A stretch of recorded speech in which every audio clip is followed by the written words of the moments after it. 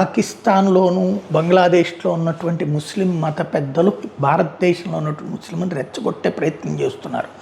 హిందువులను ఊచకోత కోసేయాలి, హిందువుల్ని చంపేయాలి ఇలాంటి స్టేట్మెంట్లు ఓపెన్గా ఇస్తున్నారు. ఇక్కడున్న ముస్లింలు ఖండించటం లేదు. అట్లాగే ఇక్కడున్న కొంతమంది రెచ్చిపోయి మాట్లాడుతున్నారు. ఒక 50 ఏళ్ళు పోతే, ఒక 100 ఏళ్ళు పోతే ఇక హిందువులు ఉంటారు, భవిష్యత్తులో మహారాజ్యం వచ్చిన తర్వాత ఇక గుళ్ళు ఉండవు, గోపురాలు ఉండవు. ఆ మధ్యన కాంగ్రెస్ వాళ్ళు కనుక తీసుకొచ్చిన చట్టం టైపులో మనం భజన చేయాలంటే, గుళ్ళో పూజ చేసుకోవాలంటే ముస్లింలు పర్మిషన్ కావాలి, క్రిస్టియన్స్ పర్మిషన్ కావాలన్నటువంటి తరహాలు తెస్తామని ఓపెన్గా చెప్తున్నారు. ఇది ఇప్పుడు గుర్తుపెట్టుకోవాల్సినటువంటి అంశం.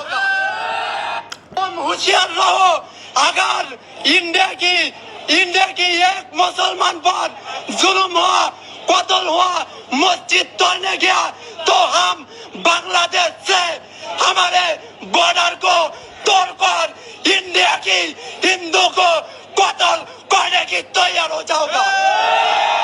ఇది బంగ్లాదేశ్ నుండి వచ్చి ఇక్కడున్న హిందువుల్ని ఊచకోత కోస్తామని చెప్తున్నటువంటి రాక్షసులు తయారవుతున్నారు.